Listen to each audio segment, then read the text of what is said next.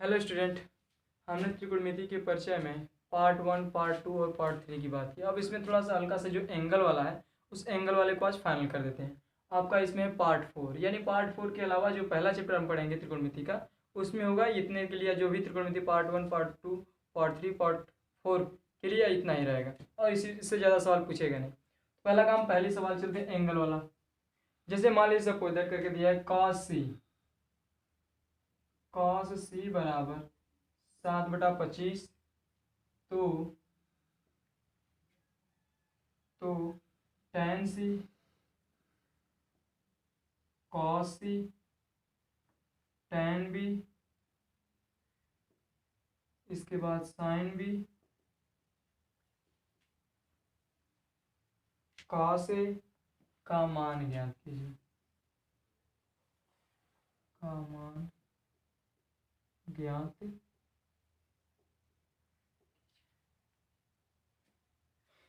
यानी cos सी बराबर दिया है, यदि cos सी बराबर 7/25 तो tan C cos C tan B sin B cos A का मान ज्ञात कीजिए। किसकी सहायता से? cos सी की सहायता से। यानी cos सी बराबर दिया है आपका cos सी बराबर 7/, तो लाल बटे का वाला यूज करें फार्मूला भाई, इसको याद होना चाहिए। लाल बटे बताए थे भाई, पहले वाले को क्या बोलते हैं? पहले वाले को बोलते हैं साइन। क्या बोलते हैं? साइन। दूसरे वाले को कॉस, तीसरे वाले को टैन और लास्ट से पहला जो है कोसेक, इसको बोलते हैं सेक और इसको बोलते हैं कॉट। यानी कॉस सी बराबर इतना दिया है तो पहला काम sine cos tan cosec sec और कॉट, इसको भी दोहरा लेते हैं। अब देखिए कॉस थीटा बराबर होता क्या है? कॉस थीटा बराबर आधार बटा कर्ण। आधार बटा कर्ण यानी आधार और कर्ण का मान दिया, हमें निकालना किसका है? लंब का मान।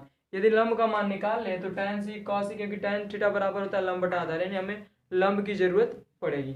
यानी tan थीटा बराबर लंब बटा आधार, तो लंब का मान निकाल लें किसकी सहायता से? पाइथागोरस प्रमेय की सहायता से। तो पहला काम हम त्रिभुज बनाएंगे। क्या बनाएंगे भाई? त्रिभुज।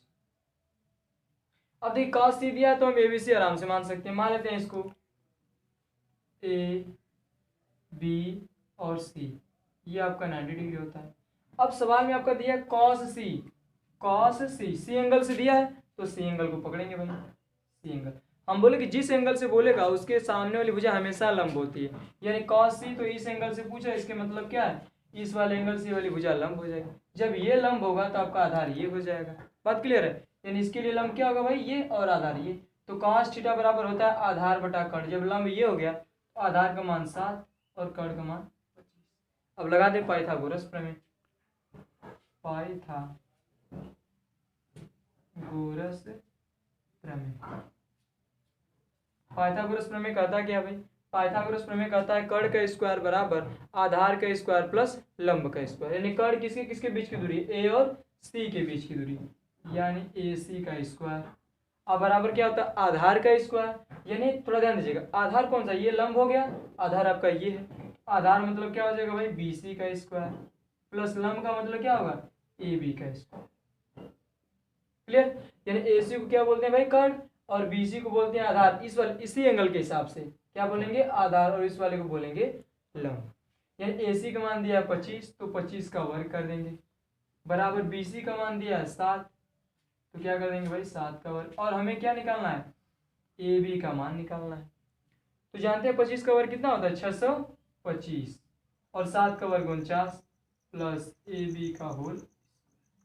अब 600 भी दोनों अचर पद, 625 और 49 दोनों अचर पद है आपका, तो 625 अब एक साइड कर देते हैं। प्लस में दिया तो जाएंगे क्या होगा? माइनस में। क्या होगा भाई? माइनस बराबर ए बी स्क्वायर। अब 625 में से कितना घटा दें? 49 को घटा दें तो आपका आ जाएगा लगभग 15 में से गया 9, यानी क्या बचेगा भाई? 6 बचेगा। यानी आपका टोटल बचना चाहिए 576। कितना बचा चाहिए? 576। अब 576 किसका वर्ग है ये भी ढूंढ लेते हैं। अब थोड़ा ध्यान, ये वर्ग वाला है तो वर्ग वाला क्या देगा? कड़ी का रूप देगा। यानी अगर हम इसको ए बी बराबर लिखना चाहें क्या होगा भाई? 576 कड़ी में। यानी क्या होगा भाई? 625 में 49 घटाए 576 और 576 किसका वर्ग होगा? कड़ी में कर देंगे ए बी बराबर 576 जो होता है वो 24 का वर्ग होता है। यानी ए बी बराबर क्या निकला भाई? ए बी बराबर जो भी 24 है, ए बी का मान कितना निकला? 24। अब ए बी क्या है, आपको बता देना कि ए बी आपका लंब है, तो लंब का मान हो गया 24। विधि तब लिख लिए, यानी हमें क्या आधार कर दिया था और लंब का मान निकाले, ए बी का मान 24। अब चलते हैं सवाल पर, हमें सवाल में दिया क्या है। सवाल ने पूछा पहली सवाल tan सी, tan सी, tan थीटा बराबर पहले ढूंढ लेते हैं कि tan थीटा बराबर होता क्या है। जो tan थीटा बराबर होता है लंब बटा आधार, यानी लंब का मान कितना आप ढूंढते हैं, किस एंगल से दिया है, सी एंगल से, तो लंब का मान क्या होगा ए बी, क्या होगा भाई ए बी, आधार होता है लंब ये हो गया तो आधार आपका ये बी सी, ए बी का मान 24 और बी सी का मान, ये tan सी का। उसी तरह हम cos सी, पहले cos सी तो सवाल में दे दिया था भाई, cos सी दिया तो क्यों cos सी निकालेंगे पहले से ही, रॉन्ग में दिया होगा। tan बी क्या दिया भाई, tan बी किस एंगल से दिया है, बी एंगल से दिया है। हम बोले कि जब इस एंगल से बात करें तो इसके लिए फिक्स है कि ये आधार होगा, ये लंब होगा, ये कर्ण होगा, यानी क्या होगा वही जो भी tan सी का मान होगा वही tan बी का मान होगा। यानी लंब का मान कितना है भाई, लंब बटा आधार, तो लंब का मान आपका हो जाएगा ए बी बटा क्या हो जाएगा आधार का मान बी सी, ए बी का मान कितना हो जाएगा 24 और बी सी का मान 7, यानी 24 बटा 7, दोनों सेम ही आ रहा है, तो घबराइए मत, इससे लेना देना नहीं है, एंगल में जो भी बात करेगा उस एंगल से हम चलेंगे, सीधी सी बात। तो चलते हैं हम साइन बी, साइन बी किस एंगल से पूछा है भाई, बी वाले एंगल से, तो हम बोले कि जब बीस एंगल से पूछ रहा है इस वाले एंगल 90 डिग्री वाले से, ये आधार हो जाएगा, ये लंब हो जाएगा, ये कर्ण, तो जानते हैं कि साइन थीटा बराबर होता है लंब बटा के कर्ण, यानी लंब का मान कितना हो जाएगा ए बी और कर्ण का मान ए सी। ए बी का मान कितना निकाले 24 और कर्ण का मान 25, यानी साइन बी का मान कितना निकला 24 बटा 25। अगर उसी तरह हम साइन बी निकाल दें, साइन बी तो हो गया भाई, चलते हैं कॉस ए, क्या भाई कॉस ए, और जानते हैं कॉस थीटा बराबर होता है आधार बटा कर्ण, क्या होता है कॉस थीटा बराबर आधार बटा के कर्ण।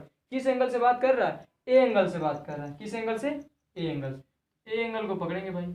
अब इसके सामने वाली भुजा लंब हो जाएगी, जब ये लंब होगा तो आधार आपका ये हो जाएगा ना, तो जानते हैं कॉस थीटा बराबर आधार बटा कर्ण होता है, आधार का मान कितना है बी सी, क्या है भाई ये तो लंब हो गया ना बी सी, आधार बी एंगल ए एंगल के हिसाब से, तो आप अब लंब ये तो आधार ये हो जाएगा आपका ए बी बटा के कर्ण होता है आधार बटा कर्ण और ए सी हो जाएगा। ए बी का मान कितना है 24 और ए सी का मान 25। अब थोड़ा दिमाग में ये रखिएगा कि साइन बी और कॉस ए, tan सी और tan बी दोनों का मान सेम है, ये तो इससे मायने नहीं रखता, बस मान हमारा जो भी फार्मूले के हिसाब से चलेंगे, जिस एंगल से बात करेगा उसके सामने वाली भुजा लंब हो जाएगी, और जब वो लंब हो जाएगा तो उसके विपरीत आधार हो जाएगा, ये कट फिक्स के लिए। तो आप tan सी tan बी sin बी और cos ए निकाल सकते हैं, इस हिसाब से आपका जो भी एंगल वाला होगा एंगल वाले में आपको आज के बाद दिक्कत नहीं होगी। एक सवाल और देख लेते हैं, इसके बाद देखते हैं, इसके बाद फाइनल सवाल पर चलते हैं।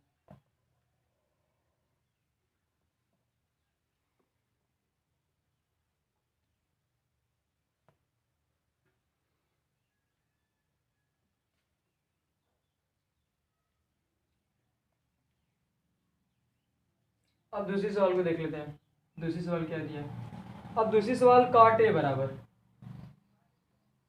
काट ए बराबर आपको दे दिया गया है 8/15, काट ए बराबर 8/15, तो काट ए बराबर 8/15, तो क्या दिया है भाई अगले सवाल में कॉस ए और इसके बाद है कोसेक ए, कॉस ए और कोसेक ए का मान ज्ञात कीजिए। यानी सवाल में दिया काटे बराबर 8/15, तो कॉस ए और कोसेक ए का मान ज्ञात कीजिए। वही पुराना वाला काम, ए एंगल से दिया है तो पहला काम जानते हैं कॉट थीटा बराबर होता क्या है, जानते हैं tan थीटा बराबर लंब बटा आधार, और tan का उल्टा क्या होता है कॉट होता है, क्या होता है कॉट, तो कॉट थीटा बराबर आधार बटा के लंब।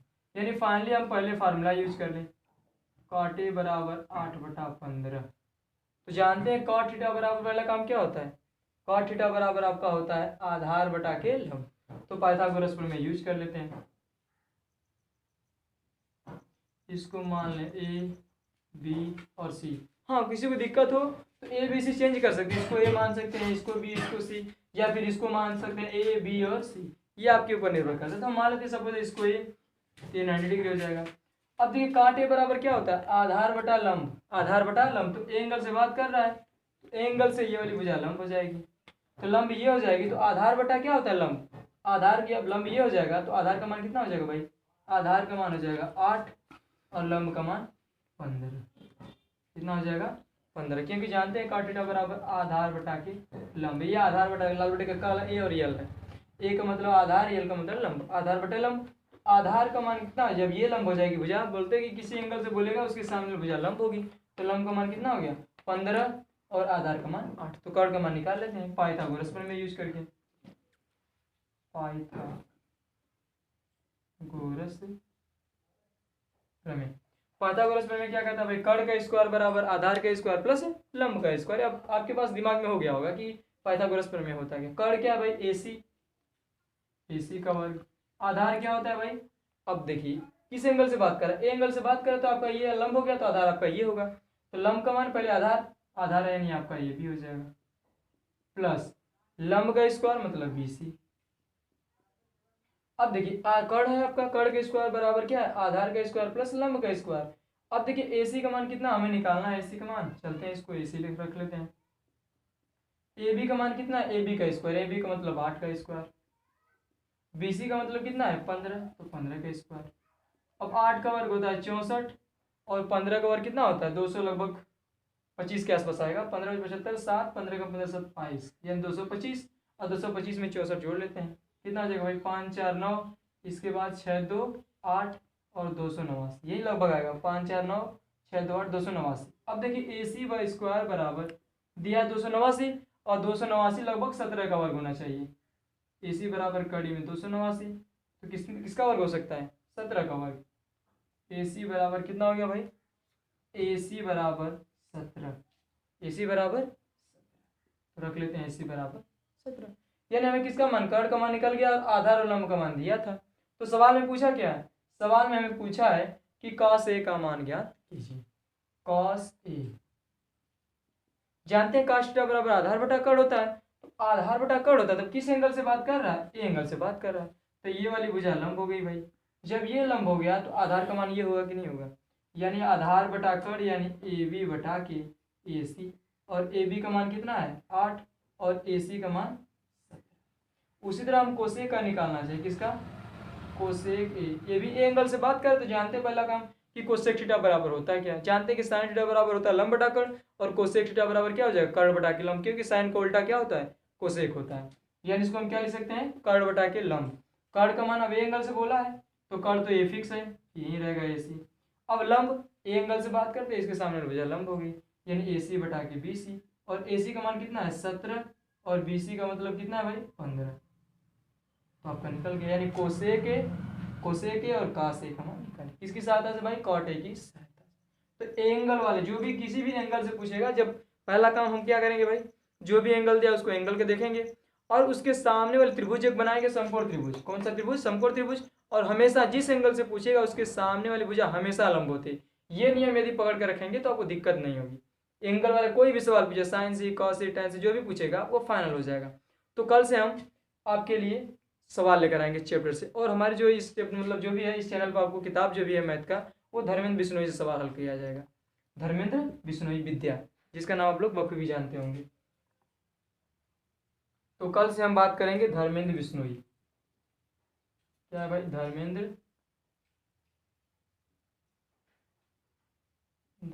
बिश्नोई, अब ब्रैकेट में विद्या,